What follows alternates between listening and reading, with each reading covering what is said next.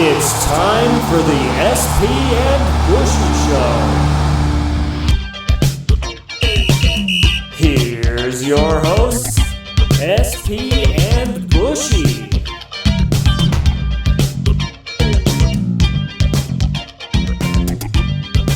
Certainly is. Well, I mean, it's 2021 now. Let's keep the ball rolling, or the ball dropping, rather, if we're going to use a New Year's pun, and get our New Year's resolutions out of the ways for teams, leagues, whatever you wanted to make a New Year's resolution about for these teams. Go ahead and make him. So I'll start the ball rolling here, and I'm going to go with my first one, and that is the Minnesota Twins actually undoing the curse and winning a playoff game after getting swept so many times in a row. They have one of the most unique stats ever. Like they have lost all these games. Like they've gotten swept. Like it hasn't been like they haven't won a game here or there. They've lost all these games. Like that has been like the most fascinating stat to me. Like how can you lose that many times in the playoffs in a row? It's incredible. They've lost 18 in a row. It's the longest losing streak in the history of North American pro sports. And they haven't won a postseason game since 2004, which is, I think, the year I got my driver's license. It probably is the year you got your driver's license. We were in high school, folks. We were in high school the last time the Twins won a playoff game. Not gotten in the playoffs, but they've won a playoff game. And, yeah, it's not like they haven't been.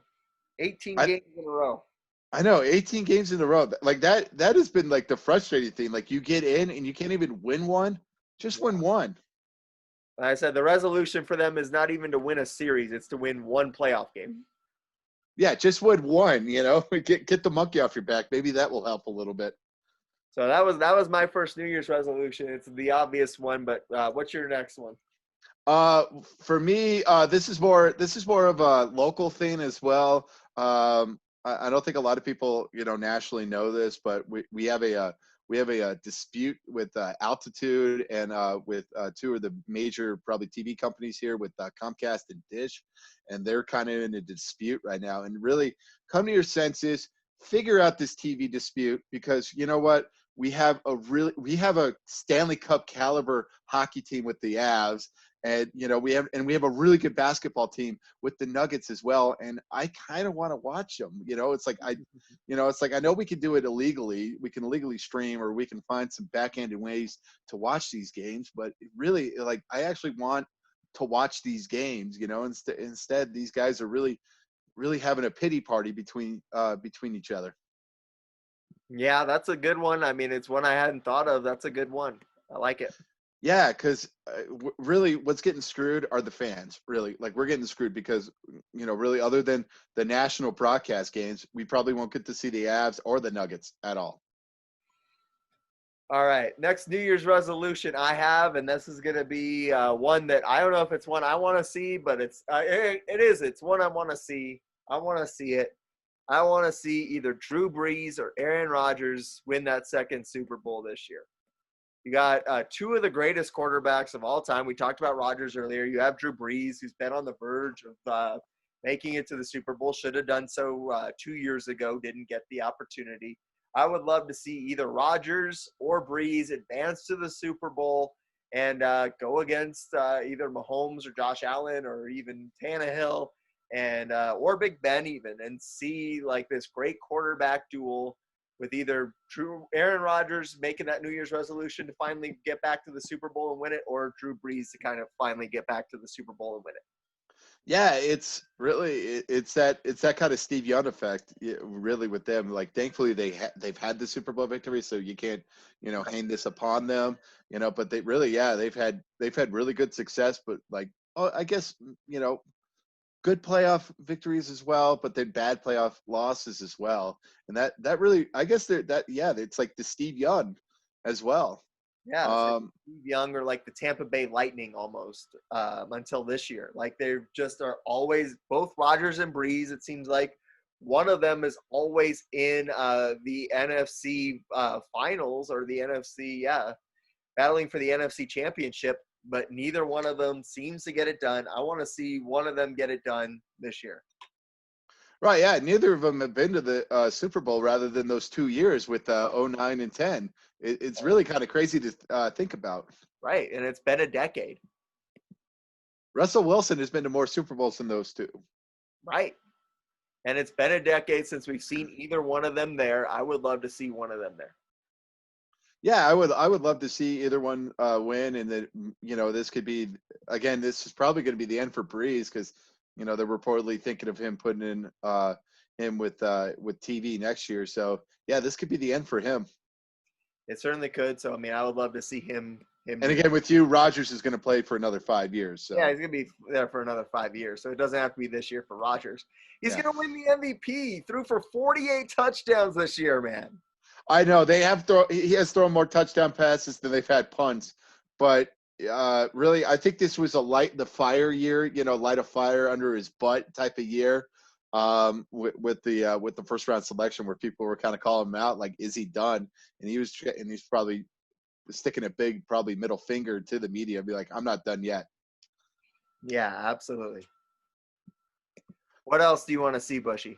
All right. What I want to see is I want to see a couple of refined calls for both the pros and college when it comes to football. I want the NFL to really fix the roughing the passer call, really, because it's become what is a catch? What is roughing the passer anymore? Obviously, we had an egregious call in the Minnesota-Detroit game last week where it's like the Lions guy basically tackled, Kirk Cousins and somehow got called for roughing the passer for tackling him.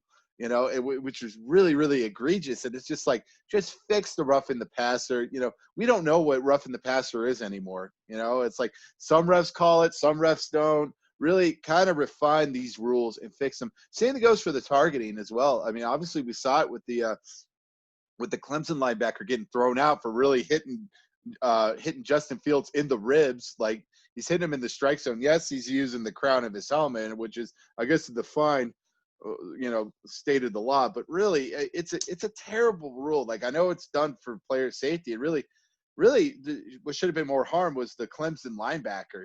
Really he could have had the neck problems as well rather than the rib situation with him. But yeah, fix those two rules, especially with like the targeting. Maybe do like a flagrant one and a flagrant two.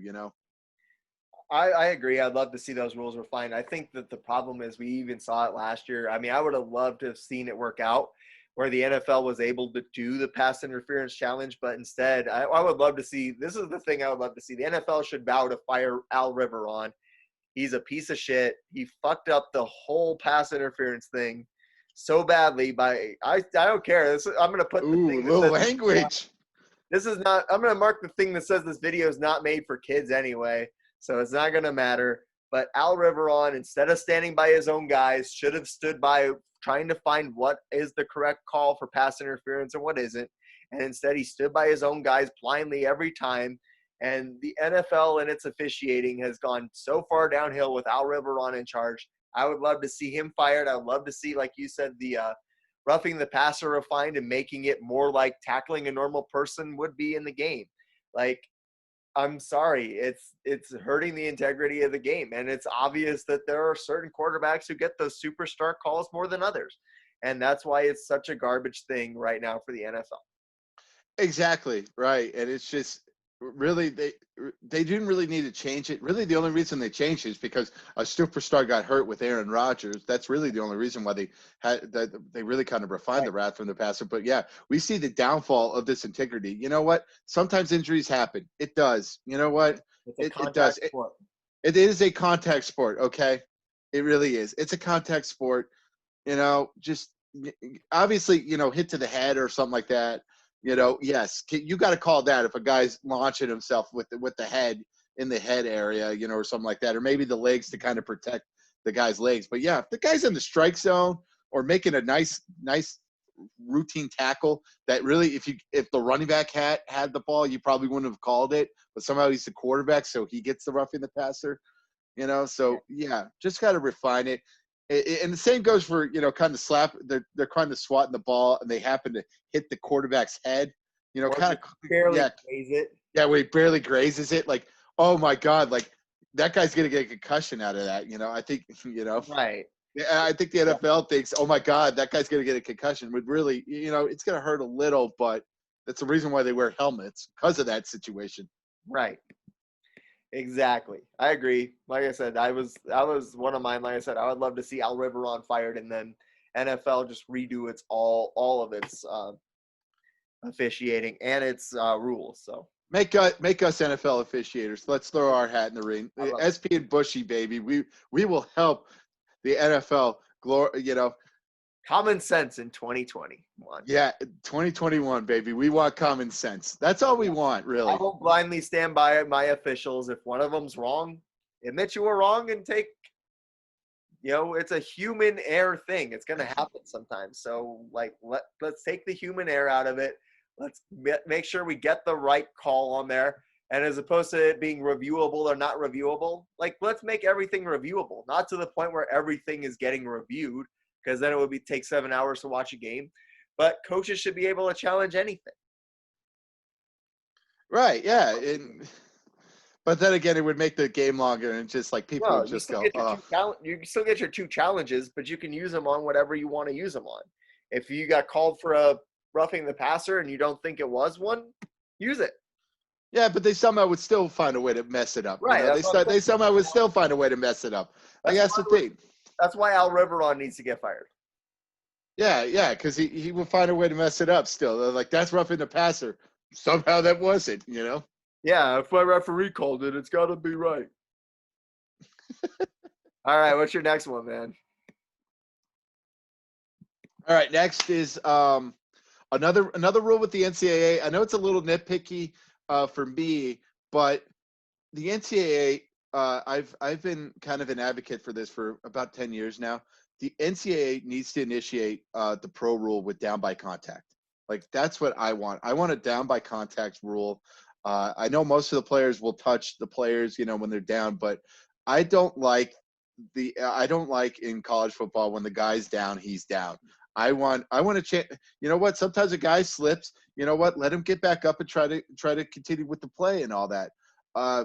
NCAA, take a look at that. Please initiate the down by contact rule. I think it would help the game a lot and would help a lot of those players. If they slip, they could get up and make a spectacular play and probably score a touchdown. I agree with that. I would love to see that. That's a good one, and I hadn't thought of it. Honestly, you make a great point there. I would love to see that. Yeah, well, once in a while you'll get those rules where a guy really goes at him and spears him. Right. Or. But again, it's going to be the same as the NFL. If a guy's down and you just wipe him out, or if he's sliding, if you just go in there and you wipe him out. Yeah, you throw the flag, call him for targeting, get him out. Right. Yeah, get him out. I mean, that could help probably the targeting rule a little bit. Right. All right, what's next on your list? I want to see the NCAA hold its winter championships. I know, even for us, we had a lot of people that were even at the championships last year and got pulled off the wrestling mat or pulled off the track. And, I mean, at that point, you should have just let them complete the championship and compete because they were already there. Now it's going to be tough for some of those kids to even get back to the NCAA championships. But most of all, I want to see NCAA March Madness, and I wouldn't mind seeing the Gonzaga Bulldogs finally rise up and win a March Madness. Yeah. Well, we talked about it earlier. We're kind of getting it with the March Madness. Thankfully, they're going to be played in one state, so they're going to kind of keep it in a bubble-esque type of place. So yeah, I'm very excited to have March Madness again. I'm excited to have 16 games for those. For the first 2 games of the season, or for the first 2 days, because that's the part I miss. I miss having my computer, having the TV, having probably an iPad, having all these games going on, or having it on the Xbox as well, having 4 games on as well. It's always a fascinating thing, and I miss it. And I'm glad we're getting it back. Like I said, I'm making it a resolution because, I mean, obviously with 2020, we learned you can't make plans. So I want to make sure that this is something that I put out there. I want to see it. And like I said, Gonzaga is one of those teams, man. They've been close so many times. I want to see Gonzaga as their resolution to finally get there and finally get that NCAA tournament win. Exactly, and I agree with you with the winter sports as well. College hockey's going on right now. I'm excited for that. I kind of would want indoor track and field as well. Wrestling's going to be really one of the more interesting sports. Right. Have they instituted that back in? Are they going to start soon? Or as far as I know, it's starting here at the end of the month. Starting here at the end of the month. Okay, that's pretty good because wrestling is one of those sports that very if you cannot be a germaphobe if you like wrestling. Right. No, definitely not. Yeah, so that's why wrestling is the only sport really that kind of up in the air, especially in these COVID times. But I'm glad to hear that wrestling is in as well. And yeah, just seeing tennis as well. Obviously skiing championships. I hope they go on as well. So yeah, I would love to see the return of winter championships. Yeah, I look forward to seeing that as well. Yes. What do you got next? Next is this is kind of a joke one, but I want the Jets to get a time machine so they can go back and try to fire Adam Gase after the Raiders loss, or after the Seattle loss. So maybe they kind of help with like the tanking a little bit. I do crap on the Jets a lot, but really it's fun to crap on the Jets. But yeah, get a time machine so you can fire Adam Gase, before doing it after. And then you fire him after a 2-14 season in which you had a chance to draft, maybe a perennial quarterback in Trevor Lawrence. So, yeah. I would love to, like I said, I had that one sort of on my list. I would love to see the the Jets finally learn how to tank. If you're gonna tank. Like. Oh, you know what I would love? If the two worst teams have the worst record, I want them to face off. Like I want an actual football game for a chance to get the number one pick. I would love for that to happen. I know the NFL would never do it, but that would be an amazing spectacle. I would watch it.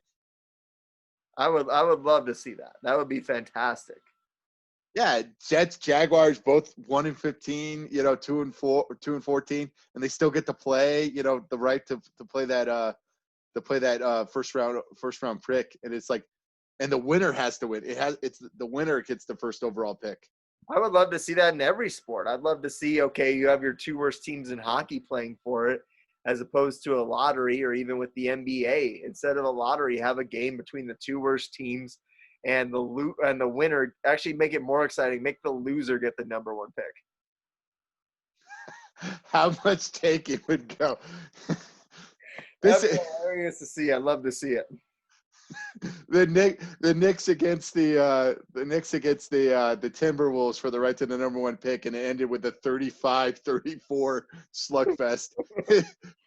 It brings back basketball 80 years. Everyone's just going to be chucking up half-court shots the whole time.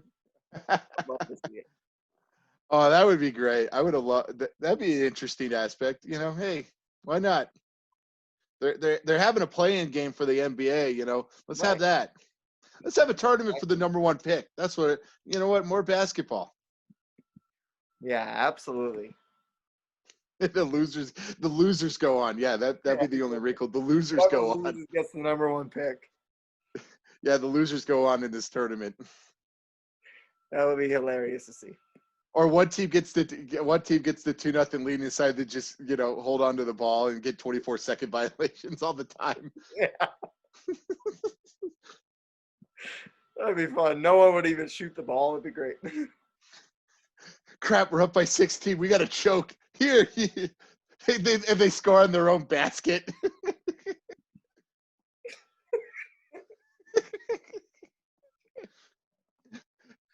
All right, maybe having the loser get the number one pick isn't the best idea. They're complaining to the ref. Come on, technical me. Come on, throw me out.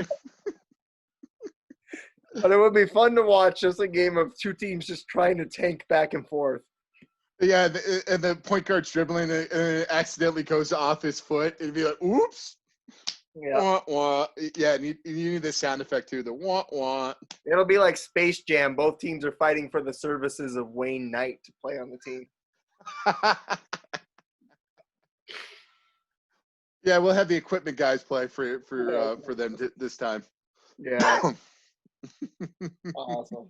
What do you? Uh, uh, this is kind of like a personal thing, but it's like NBA kind of like I know LeBron's the best athlete, but kind of fix your LeBron problem. Like really, like LeBron, I know he's the face of the league, but really, if LeBron says something, like they have to do it, that type of thing.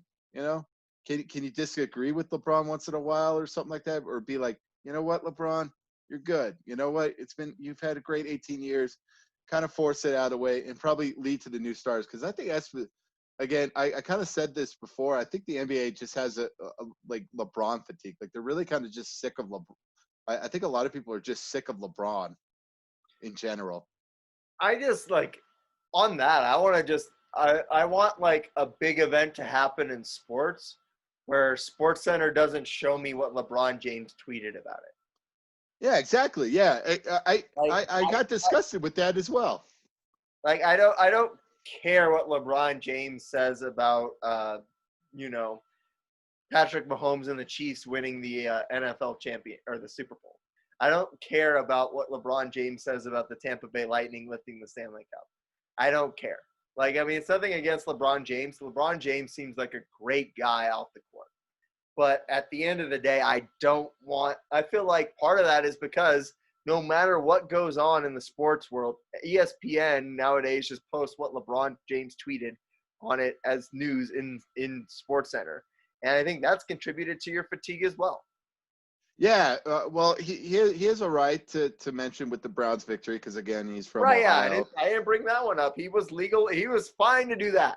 Yeah, but if like Josh Allen throws for like 6 TDs or something like that, yeah, I don't want to know what his opinion is or something like that. Right. Yeah, or if you're gonna do that, just have LeBron James co-host Sports Center. If you're gonna show me what he's tweeting the whole time.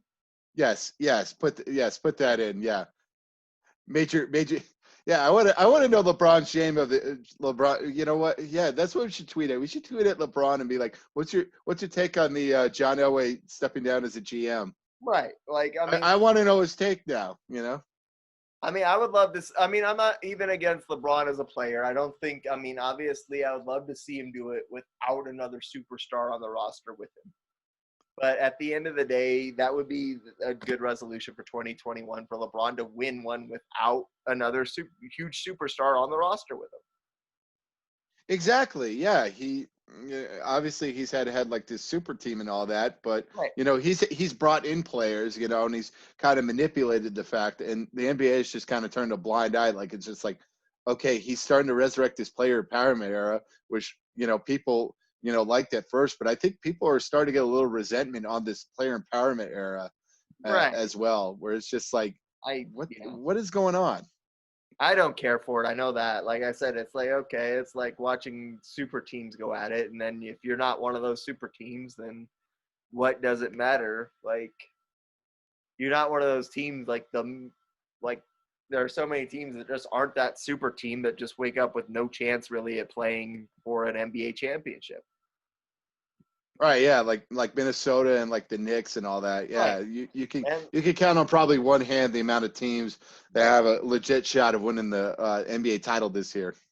Right, and it's like I said, I feel like the super teams thing is a big reason why I don't care that much about the NBA anymore, because it feels like, okay, like all-star team versus all-star team, and everyone else is just kind of in the middle. Right, and if you don't like the situation, just bitch until you get traded. Oh, great message to the kids. Great message to the kids. Right, exactly. Yeah, if you don't like it, just bitch until you get traded.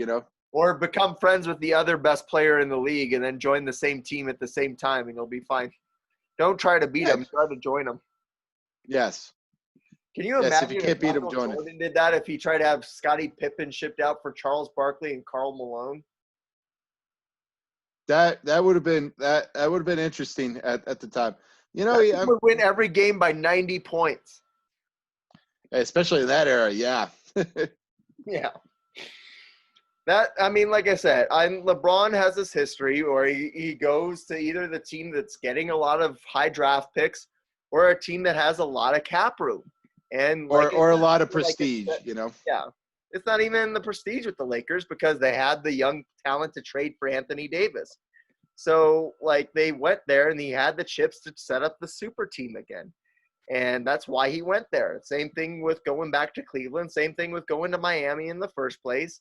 And I think that's the biggest hindrance on LeBron's legacy and why he's not, or why he is never going to be equal to Michael Jordan in my eyes. Because he's always had to go wherever the cap room was to try and like foster this super team that he could win an NBA championship with. Right, yeah, because he saw the formula in Miami, and he tried, Right. he replicated it with his second go around in Cleveland, and replicated it now with the Lakers. So yeah, and then he'll lead the team in shambles too. So it's like Right. Miami was in shambles, and the Cavs are still in shambles. So Right. like grass is not going to be greener on the next side. Once LeBron retires. Right. Exactly. And so, like I said, I want to see that. But Well, that's then, another. well, that was the thing too. To add to the LeBron fatigue, that his kid's growing up, and that ESPN is showing games of his kid now too. So, Right. yeah, and LeBron, and usually sometimes he could be in the audience too. So, well, yeah. Right. All My right, next what's thing, next? I'm going to stick in the NBA. I would love to see the NBA get its first female head coach with Becky Hammon. She's done a great job as an assistant coach at the Spurs, Colorado State graduate, and someone that's a Colorado State Hall of Famer. Has had a really good career as an assistant coach in San Antonio, and is someone that I think would make a good NBA head coach. And I would love to see her get that opportunity. That would be like my resolution for the NBA, as for one of those 30 teams to give her a chance.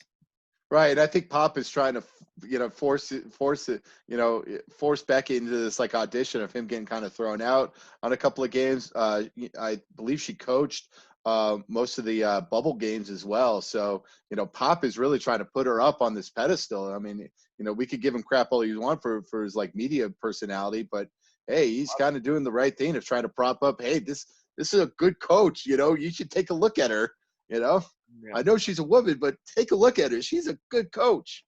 Right. And I would love to see her break down that barrier. Obviously, we got the barrier broken down by Sarah Fuller last year of the first female to compete in an SEC game. But I would love to see the first female head coach of a pro sports team. Big Yeah, it'd be great. It'd be great. I'd be so excited. I would definitely watch. I would definitely watch the first game that Becky Hammon coached for an NBA team. Absolutely. I definitely would watch that. Yes. What do you got next? Next, we kind of talked about this before. Kind of talked about this before in previous podcasts, but just want to add it again. NCAA, add more playoff teams. Make it an 18 playoff. That's what we want. Again, this should have been the year they had it with COVID. With really, you look at it now too with Oklahoma. Like Oklahoma could have been a scary team going into the playoffs if they had this 18 market as well. It would have been a fascinating time, and we would have probably have seen maybe Cincinnati get in as that one Group of 5 team. And they certainly held their own against Georgia. Sadly, they did not pull it out, but they did put up a really good fight. And I'm surprised nobody's knocking on Lou Fickle's door on trying to be a head coach on one of these bigger schools. So NCAA, add more playoff teams to the football. We all want it. Just do it. You can do it. You can do it.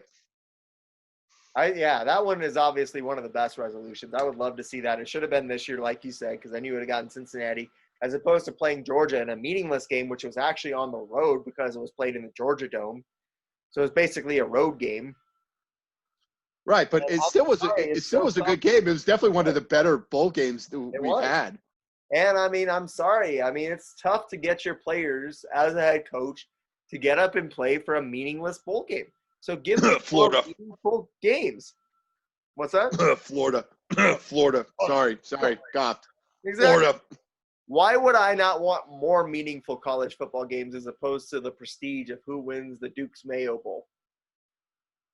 Hey, don't hate on the Duke's Mayo Bowl, man. Come on. Hayden. Oh, they did put mayo. That was so anticlimactic. I thought there was going to be mayo. I thought they were going to dump the coach in mayo. It did not. You had Cheez-It Bowl with the Cheez-Its. You had the Idaho Potato Bowl with French fries. Right. What? Come on. We want mayo. We want to see a coach get dumped in mayo. Really, like he's on the set of Double Dare. Like that's what I want. That would And be we didn't get hilarious. it.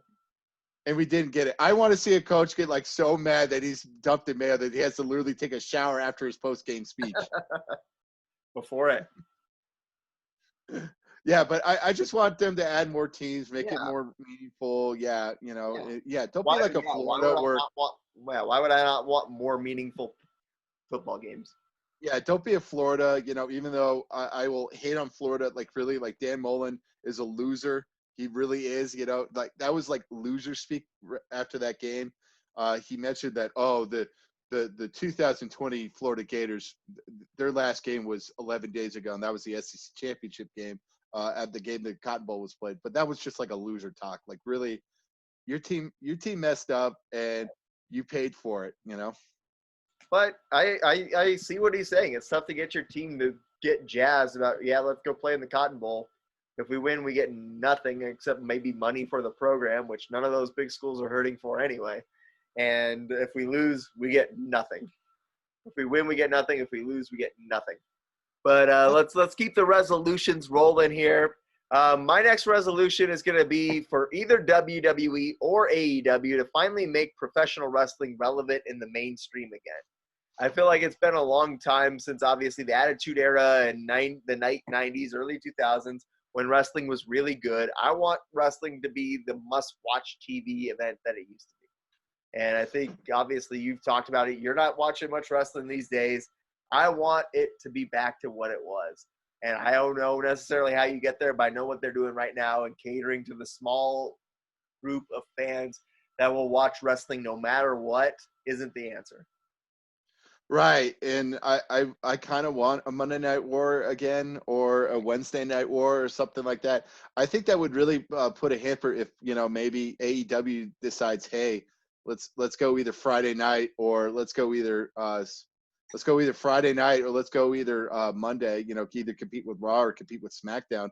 But it looks Right. like with the WWE brand right now, it seems like SmackDown is probably the more valuable franchise right now with them being on Fox.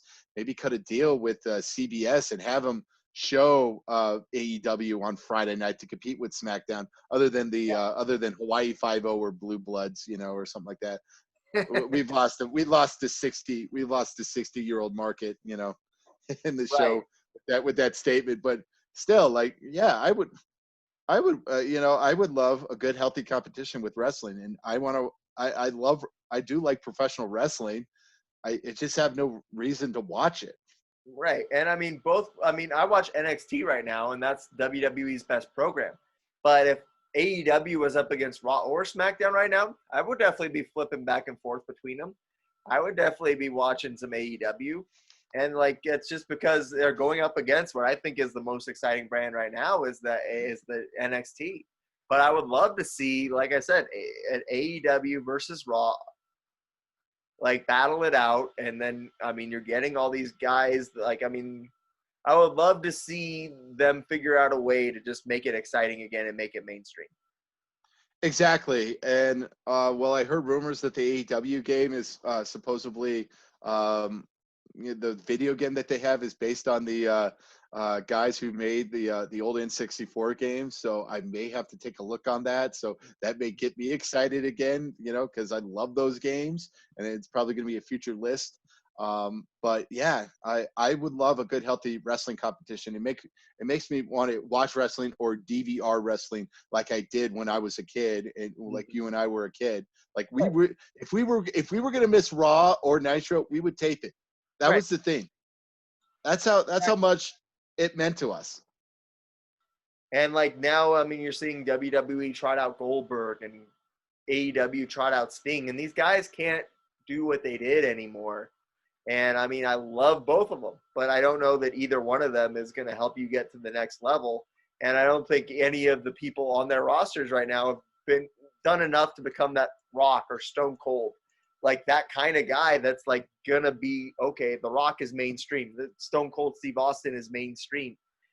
You know who these guys are, even if you don't watch wrestling. And right now, there's no one in wrestling that if you don't watch wrestling, you just know. Yeah, I don't know a lot of the wrestlers. We went to a Raw show last year, or actually in 2019, and it was so funny. Like, thankfully, I sat next to a person who was a really huge wrestling fan, and I literally, like, I swear to God, like 90% of the wrestlers, I had to ask her, I'm like, who's that guy? You know, who's that girl? Who's that? You know? Right. Yeah, and I'm like, that's not a good product at all. If I'm like going like 90%, like, who's that guy? Right. I sound like my mom watching wrestling. Like, who's that guy? You know? Right. Exactly. Like there's just like there's no one right now in wrestling that if you're outside of wrestling, you know.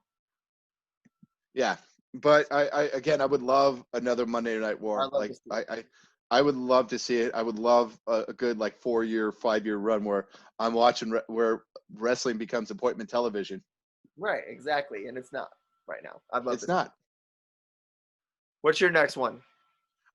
Next one goes to back to the NCAA, and that, you know, NCAA, fix get this licensing thing figured out. You know, obviously we've had a few states do players likenesses with amateur athletes, so they can allow, their likenesses being used in video games, so we could bring back NCAA sport video games. So I would love to see a return of EA Sports NCAA football or an NCAA 2K game. I would be all in favor of that game and having player likenesses and all that. It would be such a fascinating thing. It would bring back a lot of the fans as well. I mean, I think I'm not, that's a whole big issue there. I don't know if I'm gonna got time to unpack that fully, but I mean, you got Right. a lot on the NCAA, man. I know the NCAA is broken, and I just wanted, NCAA is broken and could be down in a little bit. In 10 years, could we be talking about NCAA football instead of, maybe some other college, formation sports?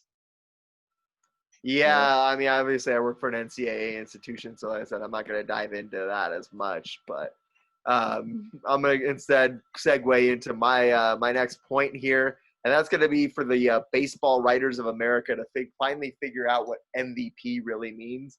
Because for my money, the last 2 years now, DJ LeMahieu has been cheated out of AL MVP. Not to take away from what Jose Abreu did this past year, but I mean, DJ LeMahieu has been the key cog of that Yankees lineup and has led them to the playoffs in each of the last 2 seasons, and hasn't gotten the MVP award. I think he richly deserves for it.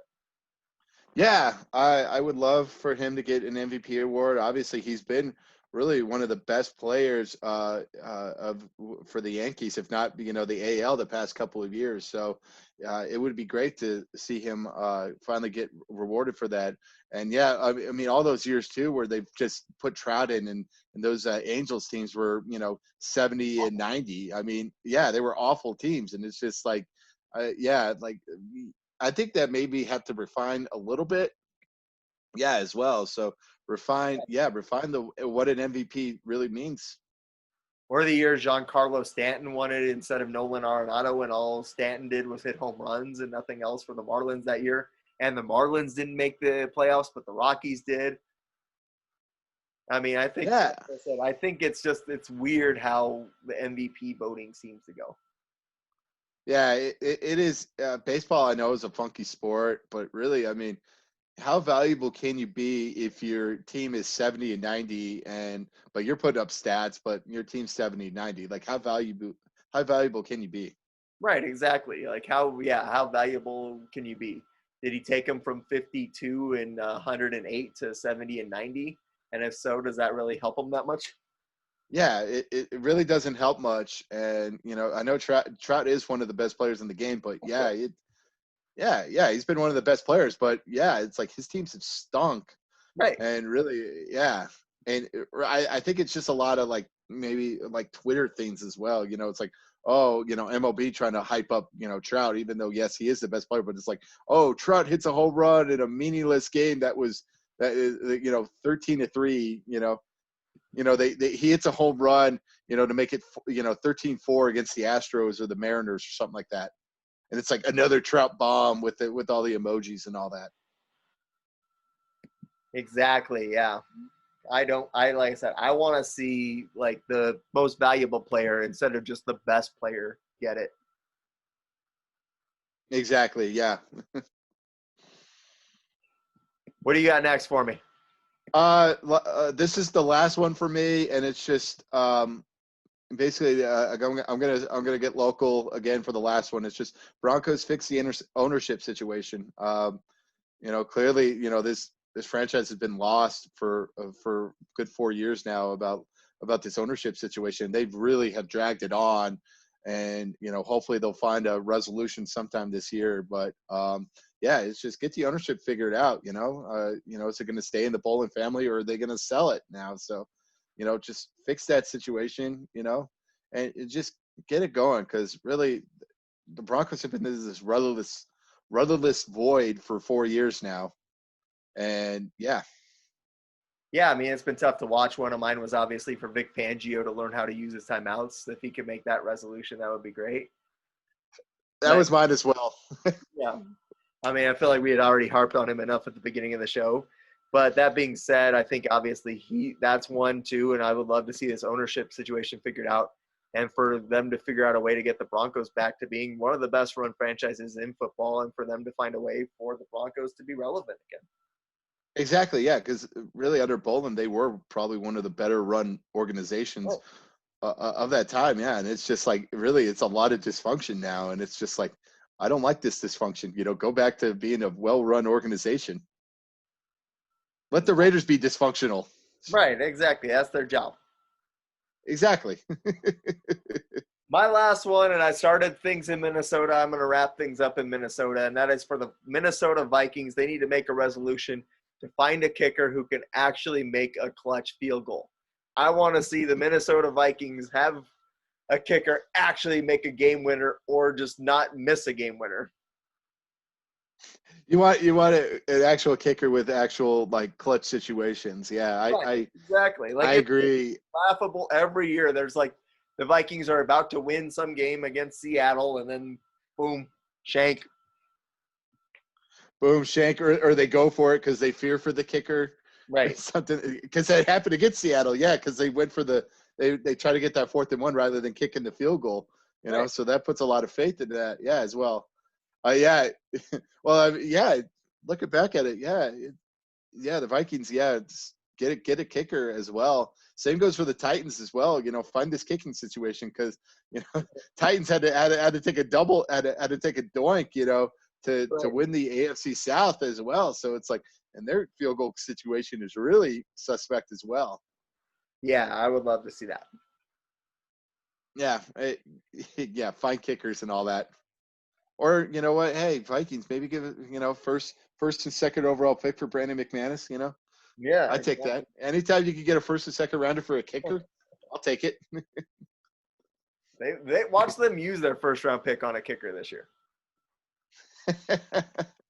They won't, or they'll waste a high draft pick on a kicker. They're gonna pull a Raiders and take Sebastian Janikowski or the next Sebastian Janikowski in the first round.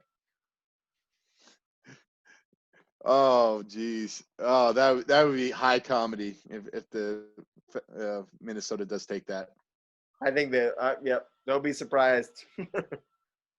You heard it here, folks. Don't be shocked. I know. If that happens, I swear to God, I would be just, my job would drop. Yeah, first or second round, they're going kicker. They're going to kicker. They're just going to fix it. Yeah, or they're going to mortgage their entire team to try and trade for Justin Tucker.